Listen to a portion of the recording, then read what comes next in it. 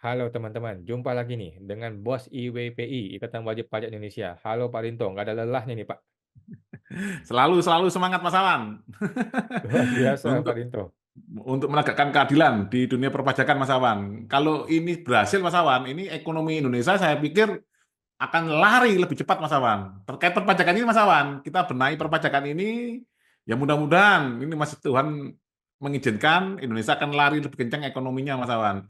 Karena Hmm. perpajakan ini sangat-sangat rumit sekali Mas Awan bagi wajib pajak Mas Awan. Bisa-bisa ini nggak kerja Mas Awan, hanya ngurusi pajak aja Mas Awan. Kami sebagai pengusaha Mas Awan. Ya, kami menghimbau ini teman-teman bisa bergabung Mas Awan. Banyak teman-teman bergabung ke IWPI. Nah, ini nanti kalau ini banyak yang bergabung, kita bisa banyak seminar-seminar atau webinar Mas Awan. Mungkin terkait dengan akuntansi, terkait dengan pelindungan hukum, terkait pemerasan pajak dan lain-lain Mas Awan. Oke, dahsyat nih ya IWPI. Kali ini kita mau bahas mengenai apakah pegawai DJP itu harus tunduk atau tidak perlu tunduk atau opsional Ya. terhadap Undang-Undang ASN dan Undang-Undang Administrasi Pemerintahan. Kenapa Pak ini jadi masalah Pak? Apa masalahnya Pak?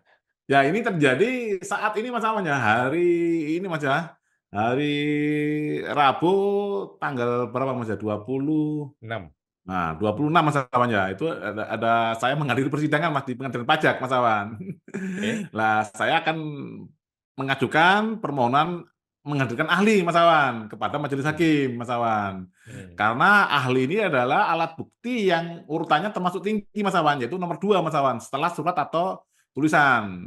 Nah, Hmm. berdasarkan pasal 69 Undang-Undang Pengadilan Pajak, pasal 69 alat bukti ada 5 Mas Awan. Hmm. Surat tulisan, nomor 2 keterangan ahli, Hmm. terus keterangan saksi, pengakuan para pihak, dan pengetahuan hakim Mas Awan. Jadi Hmm.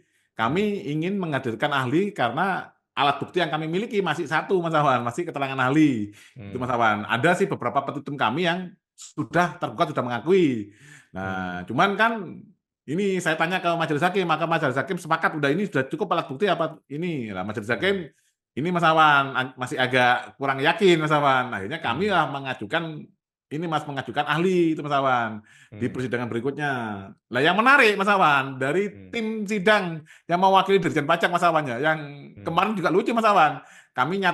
Saya menyatakan juga bahwa hakim Pak Dirjen Pajak Pak Suryo Utomo ini sudah berakhir masa jabatannya itu. Hmm. Baru hakimnya kaget Mas Awan. Oke. Hakimnya kaget. Loh, masa Pak Suryo Utomo habis? Iya, kami sudah bersurat itu Mas Awan. Hmm. Kami sudah bersurat ke Kemenq Mas Hmm. Awan. Sampai sekarang tidak berani jawab Mas. Biasanya kan kalau Hmm. Kemenq rajin Mas, Hmm. perpanjangan atau apa ini tidak dijawab Mas Awan. Hmm. Ini tidak dijawab terkait masa jabatan Pak Suryo Utomo karena berdasarkan peraturan pemerintah nomor 2 tahun 1958 masa jabatan seorang Dirjen Pajak itu 5 tahun Mas Awan. Karena beliau Hmm. diangkat 1 November 2019, lah maka dia seharusnya Mas Awan 30 Oktober 2024 sudah berakhir Mas Awan. Hmm. Nah, memang di dalam peraturan pemerintah tersebut Mas Awan boleh diangkat kembali. Hmm. Nah, cuman yang kita tanyakan, kalau ada pengangkatan kembali, mana suratnya? Hmm. Nah, jadi di pengadilan pajak juga kami kasih PR juga kepada tim tergugat, mana ini surat legal standing-nya dari Dirjen Pajak gitu loh, Mas Awan. Hmm. Barulah Oke. nanti ada pelimpahan kewenangan dari ini Mas Awan, dari Dirjen Pajak kepada misalkan kepada kepala Kanwil, kepada tim sidang.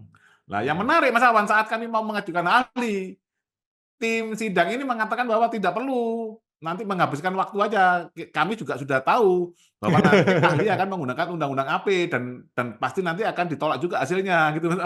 Hmm. Jadi peramal ya, jadi dukun ya Iya, si dia jadi orang. dukun Mas Awan. Oke. Nah, kami sangat janggal ini Mas Awan. Bahkan kami lihat Presiden saja Mas, saat pelantikan Presiden, Pak Prabowo Mas 20 Oktober 2024 mengatakan bahwa kami harus tunduk pada Undang-Undang Dasar dan segala undang-undang dan peraturannya berlaku Mas Awan. Ini kami Hmm. dari tim Partai X di Sumbang ini Mas video Mas, coba kita lihat Mas Awan. Nah, kelihatan Mas ya? Oke. Oke, ini kita lihat Mas Awan video singkat Mas. Nah, Bismillahirrahmanirrahim. Demi Allah, saya bersumpah akan memenuhi kewajiban Presiden Republik Indonesia dengan sebaik-baiknya dan seadil-adilnya, memegang teguh Undang-Undang Dasar dan menjalankan segala undang-undang dan peraturannya dengan selurus-lurusnya, serta berbakti kepada nusa dan bangsa.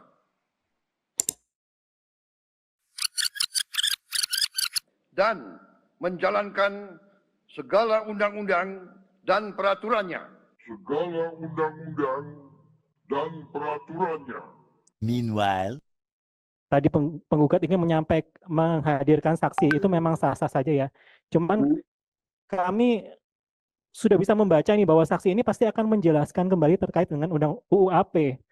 Bahwa di sini UU AP menurut kami tidak bisa digunakan. UU AP menurut kami tidak bisa digunakan. Kamu siapa? Kamu siapa?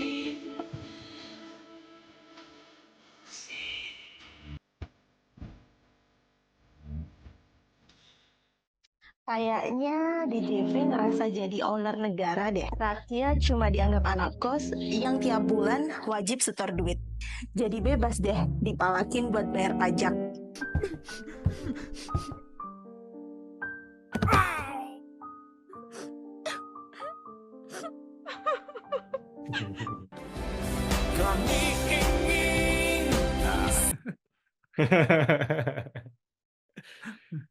Luar biasa ya, di muka pengadilan dia mengatakan tidak perlu pakai undang-undang AP. Iya, betul. Apa itu undang-undang AP? Nggak ada di dunia pajak itu. Bukan dunia kami tuh, dunia undang-undang AP itu.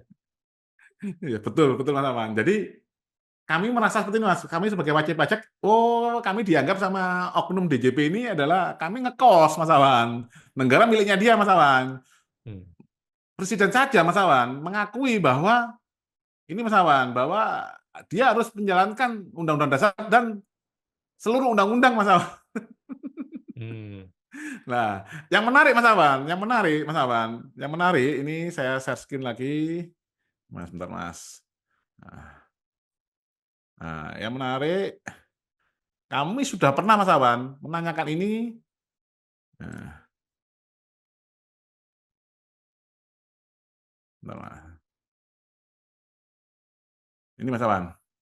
Nah, ini. Nah, kami sudah pernah menanyakan Mas Awan. Nah, apakah pegawai DJP dan pegawai DJBC termasuk ASN Mas Awan? Nah, apakah pegawai DJP dan pegawai DJBC harus tunduk pada Undang-Undang ASN dan Undang-Undang Administrasi Pemerintahan Mas Awan? Nah, ini jawabannya Mas Awan. Nah, jawabannya ini Mas Awan.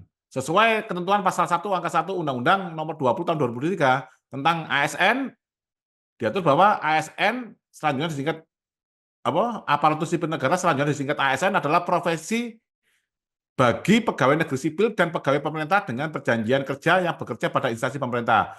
Berdasarkan ketentuan tersebut, maka pegawai DJP dan DJBC dengan status PNS dan pegawai pemerintah dengan perjanjian kerja merupakan ASN, Mas Awan. Nah, yang kedua, Mas Awan, apakah pegawai DJP dan DJBC harus tunduk pada Undang-Undang ASN dan Undang-Undang Administrasi Pemerintahan? Nah, sebagaimana diatur dalam ketentuan pasal 24 ayat 1 Undang-Undang Nomor 20 tahun 2023, pegawai ASN wajib B. Menaati ketentuan peraturan perundang-undangan. C. Melaksanakan nilai dasar ASN, kode etik, dan kode perilaku ASN. Mengacu pada ketentuan tersebut, maka pegawai DJP dan DJBC tunduk pada UU Nomor 20 tahun 2023 dan Undang-Undang tentang Administrasi Pemerintahan. Sudah jelas Mas Awan, ini dari Kemenq.